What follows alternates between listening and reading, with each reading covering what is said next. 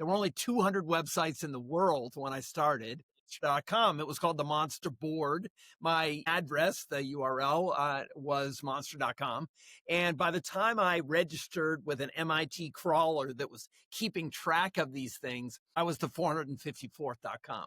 So it's just there at the very beginning, but there are a lot of parallels between 1993 and 1994, starting the web and starting Monster as an application on the web. And the AI LLM transformers today, that battle and starting a new application on top of this AI layer is going to change everything now. The thing that AI is doing for us is it's actually saying whatever your signal is, they call this embeddings of your job signal. We're going to take those embeddings and match it against the embeddings of your experience. And now we're matching on like 850 different points of light instead of your typical keywords, which are matching in a very flat kind of two-dimensional view. And we're live on the Bridgewater podcast, and I am super pumped today. I've got Jeff Taylor in the house. How are you doing, Jeff? Great, Tim. How you doing? I'm doing absolutely awesome, and it's so great we got to reconnect. So for the viewing audience, this is going to be a very, very special podcast because if we go back a ways, before Disney and Monster Inc., where all the little kids went to the theme parks and watched all the Monster Inc. movies, before there was Monster Energy that everybody's slugging down to help them go out and do the next thing that they need to do, before there was LinkedIn, there was a brand called Monster, monster.com, that when you heard that word, only one thing resonated. Whether it was commercials on the Super Bowl, whether it was the first go-to when you needed to look for a job, Jeff was the founder and CEO for, I guess, about a decade, built that into a global brand that everybody knew about, and ended up leaving in its heyday and spent almost a decade working with Ray Dalio, which we're going to talk about, and has continued to be a serial entrepreneur along the way. Jeff has been a world speaker, whether it's from hundreds to thousands to going on a stadium tour where he spoke to tens of thousands or more on that tour. That's where I originally met Jeff, who was kind enough to be a keynote speaker for an event that we were having out here in the Silicon Valley many, many years ago. So we're so excited to learn many of the things that Jeff has learned from this diverse group of experiences. And then we're also going to talk about a secret life that Jeff Taylor had for a long time. That's very exciting, which was actually the genesis of how Carolyn, my partner at MatchStar Venture Search, and I actually met. So Jeff, so excited to have you here. Wow. I'm not even sure where we're going to go, but I'm excited.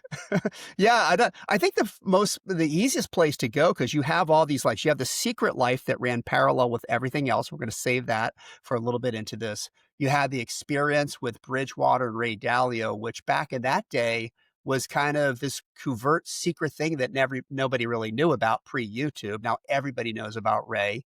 And then we've got the founding of Monster, and of course what you're doing today, all that energy, all that accumulated wisdom into Boomband, which is the next big venture. So I think I'd love to start off a little bit with monster.com. You know, for anybody that's, let's say, over the age of 40, when you say monster.com, you instantly know what that means. Again, the Super Bowl commercials, anytime you were looking for a job, the first place you went to is Monster. There was no LinkedIn. When you thought of a job board, it was monster.com.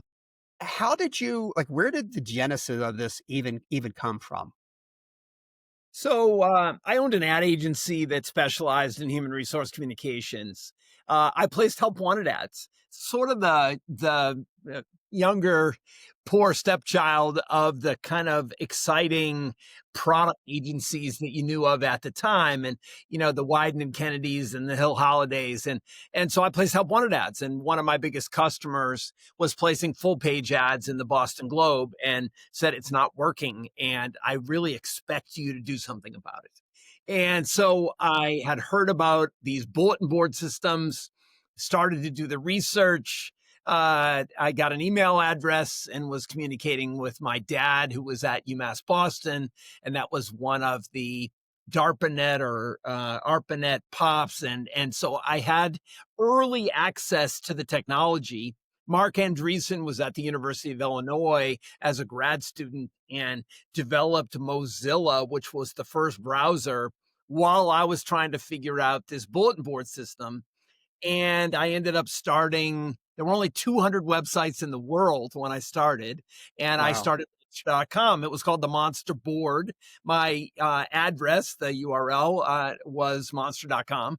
And by the time I registered with an MIT crawler that was keeping track of these things, I was the 454th.com. So it's just there at the very beginning, and it was awkward.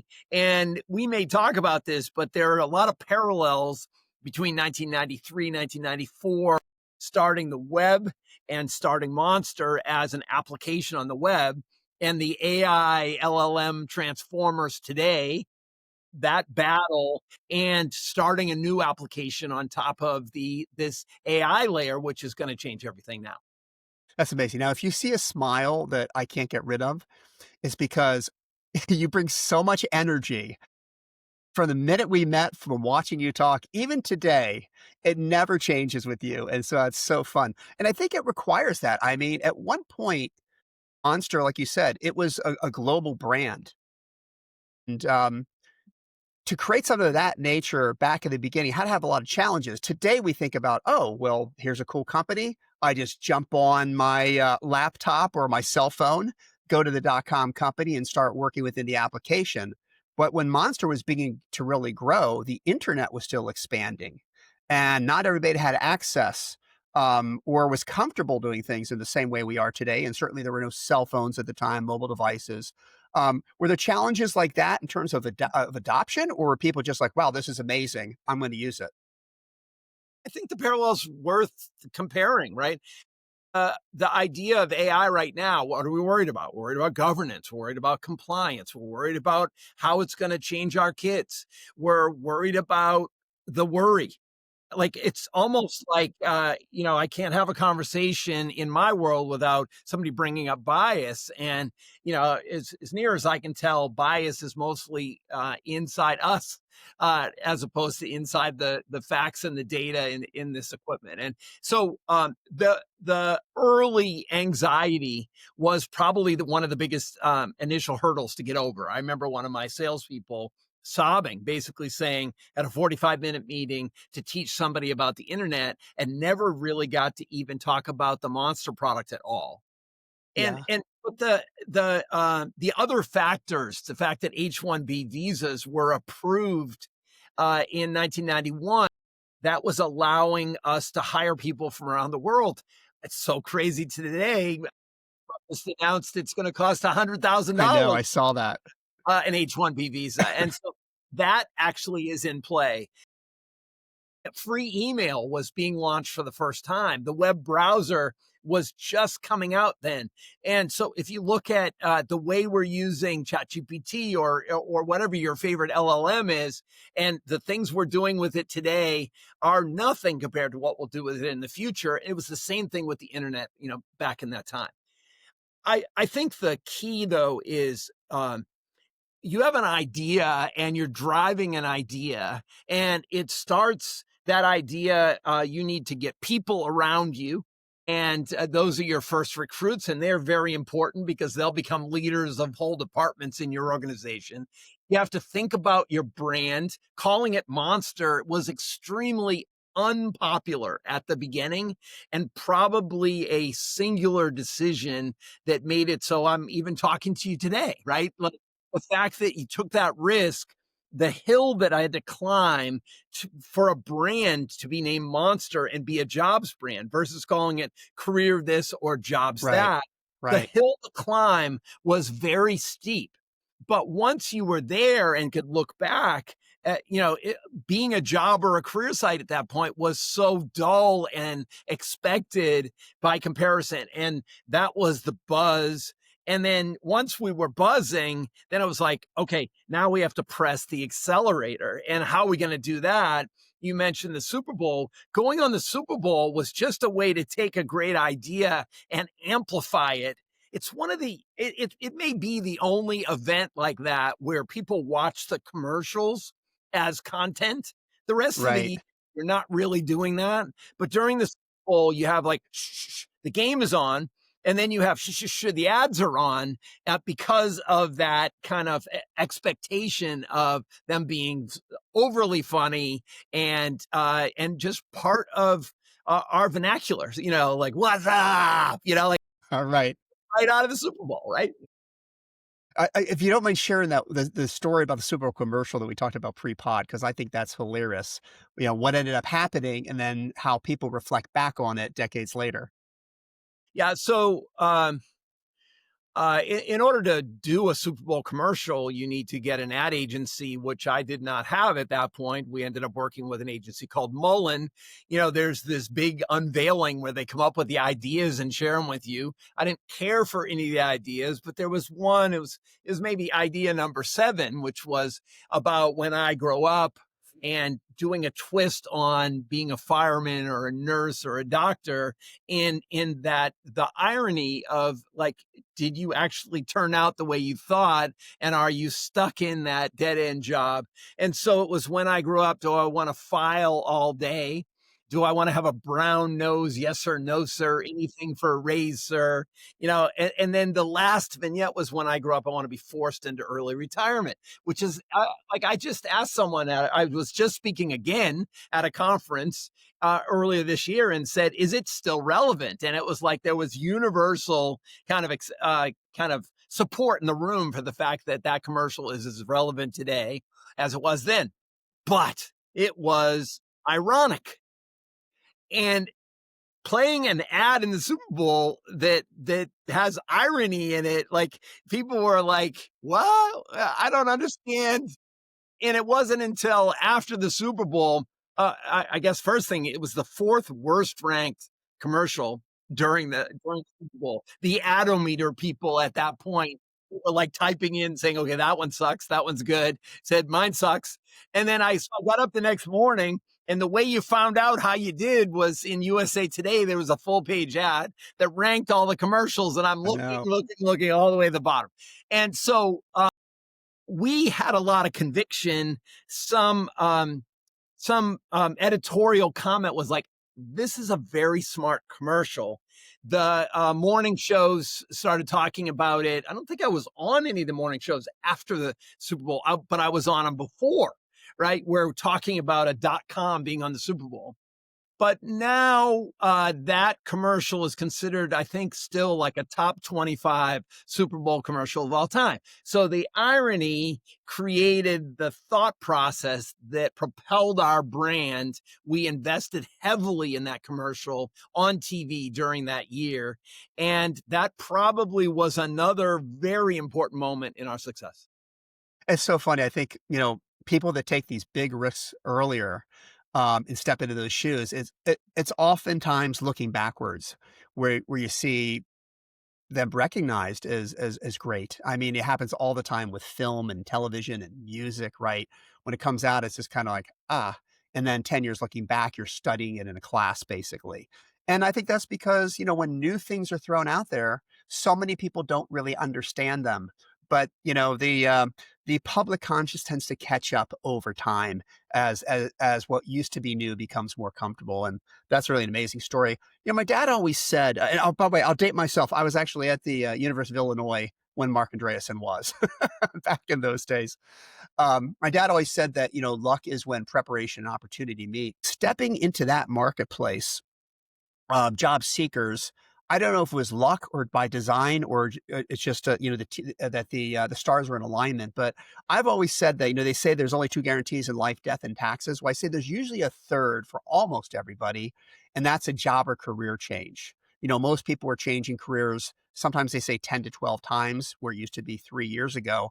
But for almost everybody out there, until we retire, we're going to be working and we're going to make changes. And as someone that runs a recruiting firm, I'd say at least half of the time when you decide you have to make a change, it's thrust upon you, an event, a problem with the company, a layoff. It's unexpected.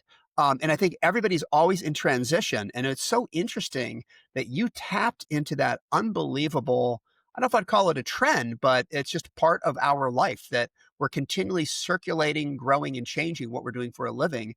And Monster became that, like the vortex of all of that for at least 5 to 10 years. That's absolutely amazing. Yeah, I mean, just think about it. Looking for a job in the newspaper help wanted section that came out on Sundays, taking your resume, which was typeset by somebody, put on like some linen paper, folded, lick a stamp, send it off in the mail to the company. It was an incredibly inefficient system. And Yeah, what Monster did really was take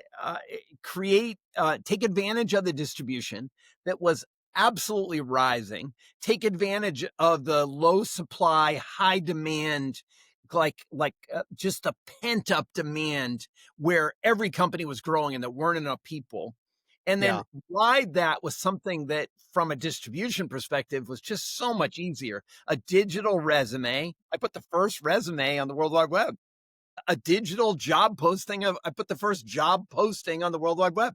I mean, this is crazy, right? Now you look at it and the posting is old, and that business of a job posting is creating a disaster now because so many people are applying. The resume is a pile of keywords and performance statements, unrecognizable almost to a Tim or a Jeff that has yeah, produced it.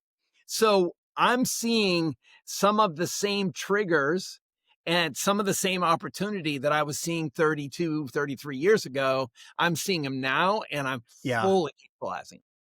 yeah. Well, that's amazing. We're going to talk about it in a little bit. And certainly, LinkedIn, from a recruiter standpoint, a job seeker standpoint, changed a lot of the game. Although LinkedIn, is amazing as it is, creating this kind of marketplace where people can interact, whether it's looking for jobs, whether it's trying to do business development, whatever the situation is, it too has its limitations because the data is put into a structured format.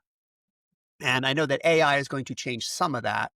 But we're going to talk about Boomband a little bit later. I do want to pivot a little bit to Ray Dalio in Bridgewater because I remember when you and I were talking about it at the time, um, no one really knew who Ray Dalio was unless you were kind of on the in that area. People had heard of Bridgewater. It was kind of kept in such secrecy. And you heard about Ray, this amazing guy, and his principles and how he worked through the organizations, but you never knew anything. Today, well, Ray's everywhere. Just pick up YouTube, and he's guest speaking everywhere. He's talking about the Oh, fourth no. turning where we're going. But I'd love to get your experience. What was it like working with him so intimately for so long? Because when you and I originally met, you were just starting that interview process. You had lots of opportunities, obviously, and you decided, having built this huge global brand, that I want to work with this particular individual. And obviously, it was to learn some things. What did you walk away with after that time? And what are your big takeaways today moving forward that you learned from Ray? Yeah, let me go back just a touch before that because after I left Monster, I had an agreement to buy LinkedIn. That agreement I took back to my board. My board Wow. said no. And that was a very important moment. You said that you changed careers in your life. I made a decision that the board knew more about managing the direction of Monster than me by making that decision. So I resigned. I didn't have a Wow. temper tantrum. I gave 18 months notice. And then I decided to start a business in the baby boomer space. And Facebook was just starting. And I was like, I should build a social network for baby boomers. And so I did that. It was called Eons. And Facebook went from college to high school. And I was going sort of like 50 plus, building out a social network. It grew to 1 million monthly unique visitors on our platform. And then the high schoolers on Facebook taught their parents. And as soon as that happened, it took me about 4 months and I got my butt kicked by Zuck. And, I think what my reflection on that was that I was able to sell my company. It was like a punt. It was not what I had expected or the success I'd had at Monster, but it was my first kind of like fail better, struggle well moment. And right in that time, I got recruited by Ray, by a executive search firm, to come and be a little different kind of executive than the expected executive at Bridgewater. And Bridgewater was a finance macro hedge fund, and Ray was really a dynamic leader. He was also very tough on his people, and he had developed a set of principles.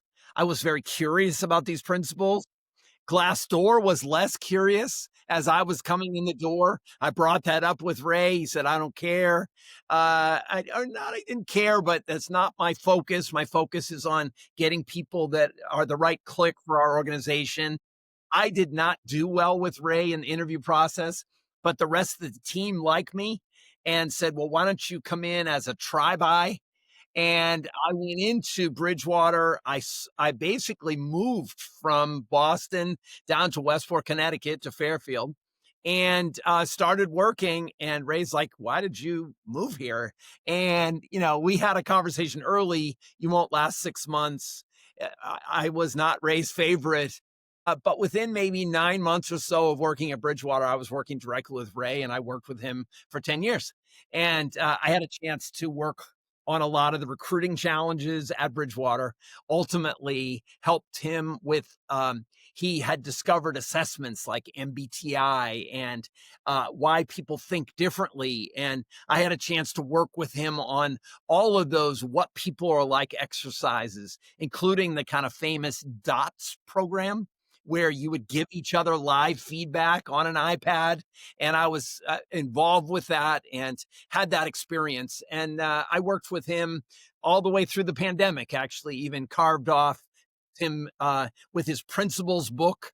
And that was part of when he started doing more social media and started putting his principles out in the world. And I helped assemble that book with him writing, but doing the design and the project management work.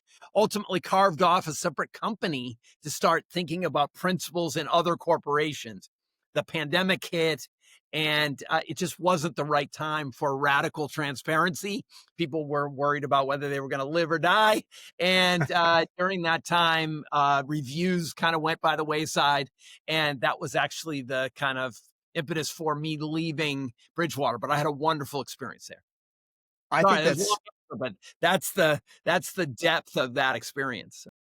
Well, I think it shows a little bit of your own personal humility. I mean, here you are, this guy who builds this brand that everybody knows about. I mean, it's the brand for job search for a very long time, and then you're speaking across the world to huge numbers of people, far greater than Ray probably ever did at that point of his life, and yet you're kind of under a test, like everybody else, probably a little insecure. Like, wow, this is wild.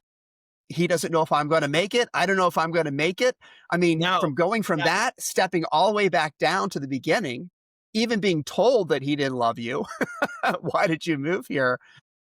That's really that's something you don't hear, from many CEOs and founders that built such large companies that was so yeah. successful. So I think, Tim, the thing that's interesting here is I had not done something right in my eons experience. I had relied too much on trend. I had not built a follow-on company that was as big as Monster. And it Mhm. felt like an opportunity to go back to school, kind of getting a 10-year MBA working with Ray. And the thing, he is so curious about what people are like. And whether Mm. he's looking at sovereign wealth or whether he's looking at his own 1,600 employees, that driving curiosity was, it basically got embedded in me. I was very much a part of his team. Some principles are literally written about me screwing up, right? And I would screw up. Ray would say, okay, let's make a video of that. It would go out to the whole company. The whole company would give me feedback, which was learning feedback. But I learned how to let things kind of wash over me, to receive feedback as there's something in it, I'm sure, and I need to learn from that, as opposed to having that emotional reaction that we all have when we get feedback. And so that training is priceless, really. Yeah. The environment of Bridgewater was magic. Like if you could make it through the first, let's say, 24 to 36 months, many people stayed at Bridgewater to this day, right? You know, it's like 30-year careers, 40-year careers. And so I was just talking to a woman that left Bridgewater after 19 years. And one of the things they talk about after you work at Bridgewater, you should go on a walkabout, you know, like you just should go on a reflection journey about all the things you've learned, because you drink from a fire hose in both self-understanding and also how to navigate the levels of the conversation, how to understand what's important, and how to understand how to describe the experience that you're in the moment. Well, all training that I got from Bridgewater. And then now I take that training from Bridgewater, the kind of explosive experience from Monster, and just let all that jump into my new startup, Boomband, right? You know, so it's That is amazing. Well, we're going to talk about that transition, but before I do want to get into this secret life, and I want to tell a story of how we originally met. As yeah, people know on this podcast, I'm the CEO of an executive search firm. It's a national firm called MatchStar Venture Search. And one of our partners, Carolyn Connor, was conducting a very serious search for a client um, that started a very large online ticket agency, and they were going to go into the niche of clubs, festivals, things of that nature.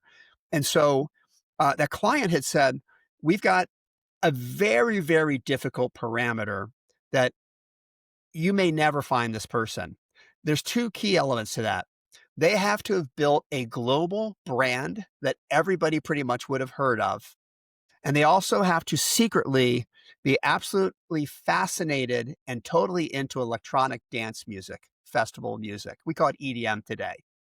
And we're like, oh, that's a very interesting thing, because usually people may like the music, but they're not involved in it, right? And we go out to our network talking about what we're looking for. And within like the first day or two, we get 5 or 6 emails from all over the country from significant people all saying one thing. There's this guy, Jeff Taylor. Just call him. This is the guy you have to know. And unbeknownst to us, we would never have imagined that the founder of Monster not only loved electronic dance music, but that was a secret life passion from when you were younger. And at that point in time, you had a station, I believe, or a show on Sirius Radio with your own DJ name, and then you were running multiple platforms out at Burning Man for the music. And I just thought that was not only exciting, but like super cool. I mean, if you went into your CEO today, who you think is this tech guy who's got $1 billion brand, and then you find out for fun, he's got a secret DJ name and he's at Burning Man running some of the largest stages out there, you're going to think that's pretty fascinating. So I'd love to hear about, where that came from and how you've balanced that. I know that you said you made the comment that once a DJ, always a DJ. You never quite get that out of your system. yeah, yeah. Uh, it's funny.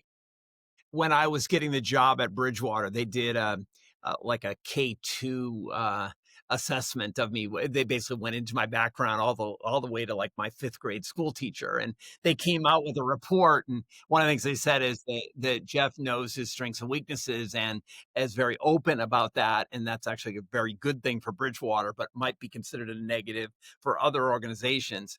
They said like he's a DJ and he DJs under the name Jeff Tail, and he also DJs in a striped mask and Rasta hair under the DJ name Stripe. And uh, and it's like that was right in my K2 report, my Oh background my check gosh. of probably at that point the most important job that I was going after, right? So I learned how to DJ in college. I was in a fraternity that made tapes, had a big cafeteria, and they would turn it into the party room on Friday and Saturday nights. They would make tapes. The guy that made the tapes dropped out of school. I was into music, and I just sort of picked it up. And I was more into rock and roll. And when at that time when I was at UMass Amherst, they were starting to get into disco and funk, and so I just played that game.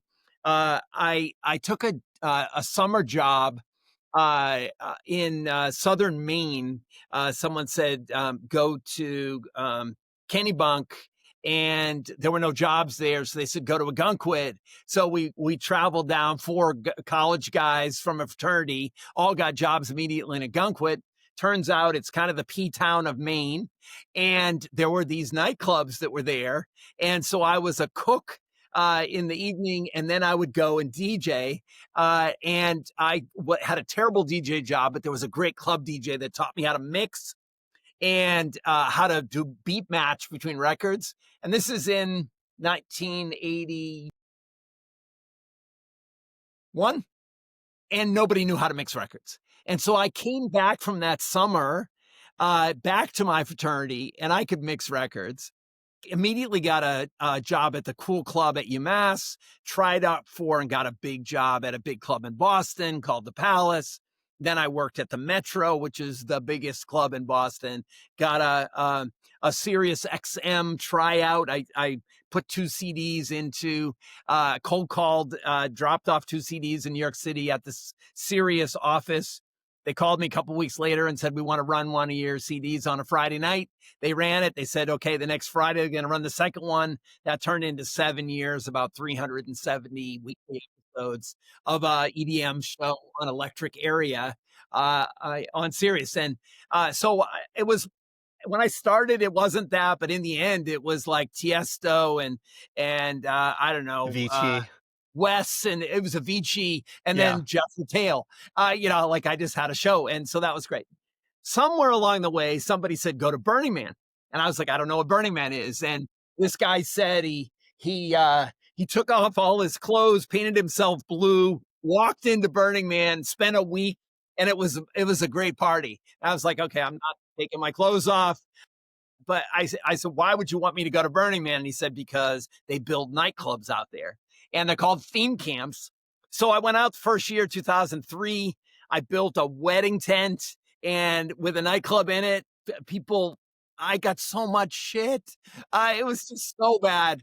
People woke up in the morning after I set this up, and they're like, you brought a wedding tent to Burning Man. That's terrible. Through the years, I built something called Root Society to where it was very credible. It was in the best location, 10, 15,000 people a night partying. I started the careers of a lot of really big DJs, and I DJ'd myself all the way through that process. And so it wasn't a secret life. It was just my other avocation. It was my other Yeah. passion. I just didn't give it up. So I'm running monster.com. I'm DJing the recruiting parties we would have. And then I remember even at Bridgewater, they were mad at me because I didn't go to their spring break social, and I was DJing at Ultra Music Festival in Miami. That was the kind of double life. And this is long before the Goldman DJ CEO, where you've got the kind of trendiness. It was just my passion. Yeah. Well, I could see that totally. And I think we were talking earlier, I was asking you kind of what's more invigorating to be on that stage with, 10,000 people connecting almost spiritually, which electronic dance music can do for you, that collective kind of a spirit at that moment, versus speaking to a crowd of 20,000 people on building a global brand. You know, I guess the thing I would say is there are a lot of parallels when you have a big dance floor and it's going right. You're responsible for music selection. You're responsible for the beats per minute, and you're responsible for the motion and the movement of that crowd, right? And to watch me DJ, I am right in with the crowd, right? I never made it to the spire. I would describe there's sort of a dome of DJs, maybe 2, 3 million DJs, and then there's a pyramid of DJs. I made it to the top of the pyramid, but where all the money is in the very top of that pyramid. If you look at Yeah. some of the DJs like Avicii or I don't know, Wes or Sonny, the kind of the main guys that Diplo and Skrillex. that made the real money. Calvin Harris is another one of those. Yeah. They cross over into that pop dance EDM culture, and then they've gone on and continued to reinvent themselves, not unlike your traditional rock star like Michael Jackson or Madonna. The DJs have reinvented themselves, or not. Avicii is a kind of rest in peace, like somebody that the struggles are real when you Yeah. get that level. So I made it to the top of the pyramid, but not to the spire. It allowed me to be the CEO of a very big company. Monster had 10,000 employees. We were in 35 countries. I spent lots of time traveling the world, basically just building this business. And then I was DJing on Friday and Saturday nights, and trying to balance that with having an active family. And, uh, it's just very entrepreneurial experience. I In think it's the amazing. Yeah. in the specific question, I want to get back to it. The energy of the crowd is just like the energy speaking, and it's just like the energy of really doing a good job running a company, is that you're responsible for the people and the motion and the levels of excitement. It can't always be at the top. It can't Hmm. always be big build. Sometimes you got to have the drops. And how do you manage, through that process? And I'll be the first to say, I absolutely love all three of those settings. I just Yeah. spoke last Friday at a conference. I'm back at the beginning talking to 200 HR people at a conference. I just did one last Friday. It was so fun, right? Yeah. And being interactive, and I'm out in the crowd, and that's just what I'm like. Yeah, and I think there is that retro feeling too. I literally just saw Cheap Trick on Friday night with a crowd of about 300, and I just kept on thinking these guys filled up stadiums when they were younger. Now they're in their 70s, and they've got a small group of diehard fans watching them, and I'm sure they're loving that experience of reconnecting, with that. I think what's interesting, what you said, the parallel between public speaking to a large crowd and the DJ experiences. For those that are familiar with electronic dance music, it always builds to a crescendo at high moment. And great public speakers, they know how to like do the same thing, build and build and build till you hit that crescendo or high point where everybody's just kind of sucked in to the emotion of the message. And I think that's a cool parallel. Yeah, I think the challenge that I would give you, I always say you got to prove you're younger than me, and that's silly, but it kind of catches people off guard in just the right way. Is Yeah. I don't want to be Cheap Trick, right? Like I want to actually build another dynamic, strong company, and Yeah. can you get lightning to strike twice, right? And that's a challenge worth taking. I guess that's the way I look Yeah. at it. It's like, Well, I think I I can do feel it. like I'm wearing my colors right now, right? It's just keep that process going. I think so much of it is about energy. Some people can bring that energy forward till the day that they die, and I feel like you have that level of energy, and the energy is contagious. And you're in the people business, we're in the people business, and when you can get people to feel that extreme energy and be excited and just want to go out and do things, then I think you can catch on and you can build something. On that note, let's talk about the next evolution from monster.com to Ray Dalio to all these wonderful experiences, the 15 companies I believe you've built. Let's talk about Boomband, what it is. It's not a music company, so let's talk about that, how it was founded, how it's going to use AI and change the landscape, maybe the way Monster did at one period, then LinkedIn did at another. Maybe this is that next, the third chapter in all of this. So I'd love to find out more from the audience. Yeah. So Boomband is a new platform. It's a talent platform using AI, but still with human at the center. And Mhm. our idea is to build a new job seeker. We call them player community, and to create a fantastic environment for both players and companies. We call them scouts to meet in an arena. And so everything in our site is built to get you to move into that arena, and that arena is where you can take a job seeker, the player, put themselves in the middle of the arena, and the jobs that match them will come around it. And the Mhm. closer the job is, the better fit. And there's no product like that right now, right? And then for a scout, you can take a job, put it at the center of the arena, and the job seekers, we call them players, will come around, right? And then to build a better job posting, we call it a job signal. Instead Hmm. of it going out to the masses, the signal comes into the center of the arena so you can attract the top talent. So instead of having thousands of applications, now you're massaging, you're working your search down to a signal that we call it, where we can then do outreach on your behalf. Boomband will then make a short list, and we call it a slate of potential candidates that not only match your criteria, but also are expressing interest in the role. For seekers, it's almost impossible to find a job now, right? And so can we build a system that will present jobs or roles to you that are the right kinds of roles, and the closer they are to you, the better match, and our system knows to tell the employer that this person is a top match for this role. So we're sort of differentiating from any other product. There's no other kind of product like this in the market. Reinventing the resume, which I described earlier as a pile of keywords and performance statements, building out a dossier where you bring your whole self, you put your passions and your interests in. We have scoring for 250 passions and interests, so it can Wow. start to be a picture of what you're like. And for companies, we have 10 years of job posting data. And so we're starting to do a prediction model, or what we call forecasting, where we can forecast openings that you have. And so this whole thing, it's called Boomband.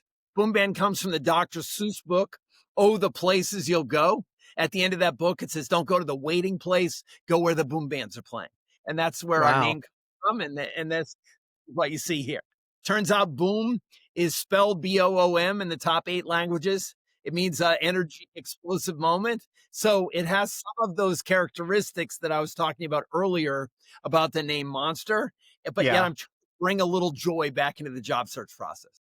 Yeah, and I think it also ties into kind of that emotional experience you've had with music as well. I think there's that element that ties into it. It's very interesting how AI is going to change some of this. So one of the things that I see as a problem, and we deal this all the time with recruiting, is that you're hiring an individual, a holistic person. It's not just how good they are technically or functionally at their role, but it's how do they fit into a culture? How do they manage as leadership as a leader? What types of characteristics like empathy? How, if you're Yeah. scoring it that way, are all important. Soft Um, skills. Adam Grant yeah, would call them character skills, right? right. And then how you handle what your personality is like in a crisis, because you're always going to have crises and changes in businesses, whether the large corporations or small. And in traditional kind of the recruiting world out there, not what we do in executive search, because we have to manage all that, because we're looking at that core team that's almost like your Robin to your Batman. But for the 98% of all the other jobs that are out there, it's interesting because it seems like the first step is to assess functional capability. Once you have that functional capability down, then you can move them into that A-list category and then start scoring them based on soft skills, these intangibles. But the problem with that is sometimes the best leaders are maybe B or B plus on the functional aspect of it, and they're very high on the other sides of it. And we see that all the time with great leadership, whether it's in business or sports or coaching or politics. But the way the system is set up today is if you can't get through that first functional screen, then you fall by the wayside.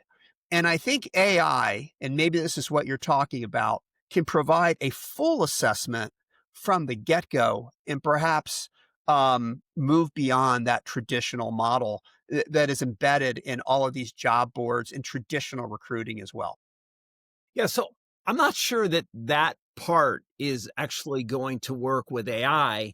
I think that I would. There's a descriptor out there that's called frontier data, and Hmm. what's happening is the large language models are basically eating up all of the web data, all the content out there, and so they're desperately looking for new frontier data.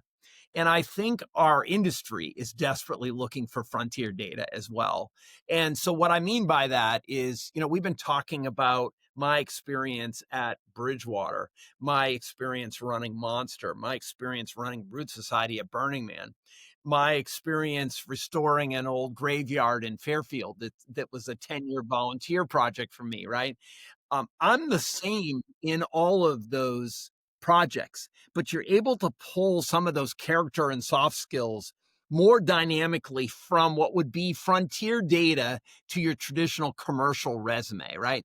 Your traditional resume is about 85% track record. It's your historical data, right? Somebody told me that the information in your resume is a pile of stuff you never want to do again. And I think one of the problems with all the current systems is they're matching against keywords from all of those jobs. And so Right. you inevitably hear about matches for a job you had four or five jobs ago, right? And you absolutely do not want to do that. I think that's tough because it's sort of like off-putting for you getting that lead. It's also a poor reflection on the company that sent you that lead, right? And so I see opportunities for us to provide a richer profile. We call it a dossier. Your typical resume, it's French. It means summary, right? Hmm. And your CV, your curriculum vitae is Latin. And that's where you're pulling in your medical documents and maybe your deeper education certifications. The dossier is where you bring your whole life together, right? And so what I'm excited about is I think the world's ready for it. People are over resumes. It doesn't, like I said, it's not recognizable to yourself. Someone in an actual real interview, which is starting to happen again, people say, well, tell me about your resume. And you're like, oh my God, I don't even know what it says. It's gone through 3 resume writers. It's gone through 2 different large language models. I don't even know what it says anymore, right? Or somebody's resume will say you have 15 years of experience with large language models. And it's like, we really haven't been, unless you're a deep scientist, you do not have that experience. And it's like, oh, well, maybe AI wrote that. Yeah. So that's the awkward spot we're in right now.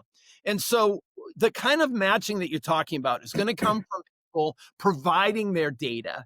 And it's not just data, providing their passions and interests and side hustles. And this is not a resume. This is a marketing document for you, right? And so bring it all with full links out to all of your world. Where Hmm. LinkedIn is actually just that. There's no links. It's all focused in. And Right. our idea with the Boomband DOS is to link out, like connect it to everything, right? But use it as a home base for your marketing. So will That that info sorry, go ahead. Go ahead. Will that information that you're essentially self-publishing, Yeah. will the AI go out beyond that and scour, the internet for social media profiles, things like that, and then incorporate that into your profile? Will it be like LinkedIn, where it's pretty much as whatever I self-publish, that's what's ever on the LinkedIn platform? So that's what Boomband is doing. Is Yeah, Boomband is pulling all that publicly available data in and making it accessible for your dossier, and then you'll gotcha. come in and claim your dossier, and then you'll decide what's public and what's private. So you'll get a chance to call that data and present in the way that you want to present it. But the idea is to bring much more data to the table. The thing that AI is doing for us is it's actually saying whatever your signal is. They call this embeddings of your job signal. We're going to take those embeddings and match it against the embeddings of your experience as a player, and we'll match those two together. And the better matches, and now we're matching on like 850 different points of light instead of your typical keywords, which are matching in a very flat, kind of 2-dimensional view. And so Yeah. what we're seeing is really interesting matches. And our model is actually setting up so you can do a wild card. So, okay, I have this experience. Can you look at different roles for me based on the experience and what you know about me that aren't what I would expect? That's the kind of thing that our system can do now using AI.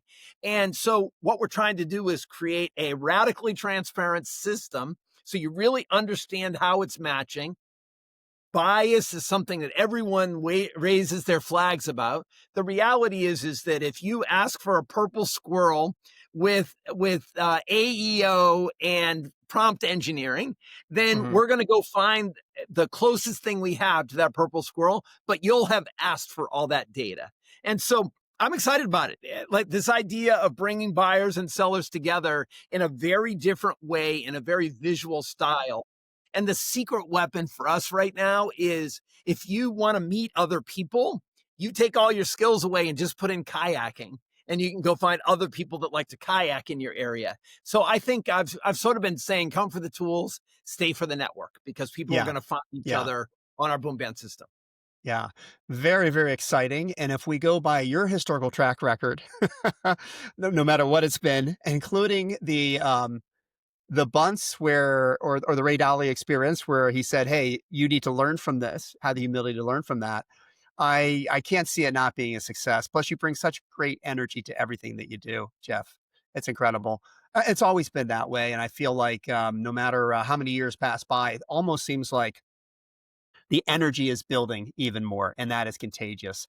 And it's interesting, Tim Draper, who had, done a pod with me earlier, I had heard him, he had mentioned that, like, probably the top characteristic that they look for in entrepreneurs is their ability to be able to attract talent, because nothing happens without other people. I mean, maybe today there's going to be some AI companies built with 2 or 3 people, but let's assume people are going to still build companies. There's still going to be significant employees. And what attracts you? Um, I think energy underlies almost everything, even more than strategy or anything else. And that again is something that is hard to assess on a LinkedIn doing keyword searches. So maybe this new technology is going to bring some of that forward. Hey, I always like to end the podcast because it's called Venture to Victory with a question of my guests. And that is, what does it mean, whether it's in your personal life or your business life or your extracurricular life? What does it mean to be truly victorious in life?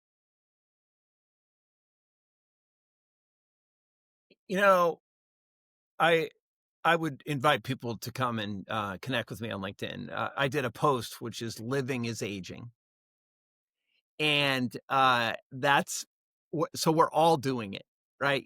And so I try to like couch ageism, which is something that people are talking a lot about, and it's Mm, it's real, yeah. as it's about your energy, right? And I can remember I really like to do graduation speeches, commencement speeches. And Yeah. one of the things I'll always say is everybody get their rose out in front of them, and let's take a couple big breaths in and, just enjoy that victorious moment and how glorious it is, right? And then let's go. Right. Yeah. And so my definition of victory is when I open my eyes in the morning and I got a plan. I'm a big dreamer, and I do a lot of dreaming between like 5 a.m. and 5:40 or 5:50 when I get up. Um, I'm always planning. I joked even back to the speech I did with your group 20 years ago that I had whiteboard markers in my shower, and I would always write all in my shower. And That is and hilarious. I have a cleaning person, and cleaning person said, "What, like, was there some sort of murder in the shower?" The Because red it was pen. You only like, use red pen, huh? Yeah. right. So one of the things I realized is it's dangerous to write ideas in the shower because they don't last. So I got to get them written down. But to know me well, I have a pad next to my bed. I wake up in the night. I write stuff down. It's the way I came up with the idea for the original monster. I'm a big believer that victory is small victories, and it's so cliche, but it journey, not the destination, Mhm. right. Yeah. But I think it's more than that. I think it's life. And keep planning, keep evolving, keep inventing. I talked to a centenarian doctor that studies people that are over 100 years old, and super Mhm. centenarians over 110. And My the gosh. questions were very simple. It's like, why? And the first thing was they seemed to be able to manage anxiety. So they weren't overly worried all the time. And the Yeah. second thing was they had plans. Yeah. Yeah. I Well, love that. So, I so know. you got a big part of victory is having plans. Yeah, I think so. And I think, like you said, smelling the roses. What I love about that for someone looking for a job and evaluating the leader that they're going to work for. Again, what we do, right? We're hiring C-level roles, so that's a very important position. That You can match on relationship, both sides. particularly in the early stage game where you're matching it out with founders. Um, for founders out there, it's not just about you enjoying your victories, but it's about having a philosophy, is what I'm reading into this, could be very beneficial, but having a philosophy of celebrating all the small victories of the people underneath you. And I think that doesn't happen a lot, right? A lot of times you're waiting for that big corporate goal to be built and then you all celebrate collectively. When what people really want to know is they want to have that continual reinforcement, all the time that, hey, I don't have to wait for some big outcome, but what I'm doing day to day is working, and we're gonna celebrate the little wins as much as the monster Yeah, wins. maybe I just share like I don't think I've talked enough about the people around me in this episode, and I would typically talk about one of the victories for me that I always would say is watching my people, and my people are the people around me that are sharing in these ideas, sharing in the successes, to watch where their careers are going to go 20 years from now. And I think it's Yeah, also true with my family. I have 5 kids. They're different ages, and watching them, I always say I have 3, kind of like G and H and K round investments in my kids. They still come back for more, but more and more they're giving. And then I have 11 and 14-year-olds that are just in that, kind of like figure out who and what you are in the world. And so uh, I think victory is also can be measured in all different people around you. So I think well, that's I'll great. leave it I'll leave it with one of my favorite Jeff Taylor quotes, which was told to, one of my partners, Caroline Connor, at her firm, which you had said to her, she never forgot it, which is, before she even had children, which is, "Every child I treat as a startup." Yeah. And I Yeah. think that says it all. Yeah. I typically in my intro will say I have 5 startups, human startups. Yeah, Um, so people can find me on LinkedIn. Just put in LinkedIn Monster or LinkedIn Jeff Monster or Jeff Boomband. I also would like people to go to boomband.com and sign up for our backstage pass. You'll be the first people to build your dossiers. You'll get a wow, Boomband t-shirt and kind of be part of the process. And I have a real appreciation, Tim. You reached out to me, and I think we kind of vibing again, for sure. and it's really fun. Life is in chapters, and our chapters have overlapped. Our careers overlap in talent, and I just Families, kids, everything. opportunity. Yeah. It's been amazing. Well, Jeff, you are as gracious as I've always known you. You are as energetic, if not more, than from the time we met, and it's really been an honor to have you join us on the Venture Victory podcast today. Thank you so much. Next time. Cheers. The Venture to Victory podcast is provided by MatchStar Venture Search. If you're interested in any of our open executive roles or need help sourcing world-class talent for your company, check out our website at matchstar.com.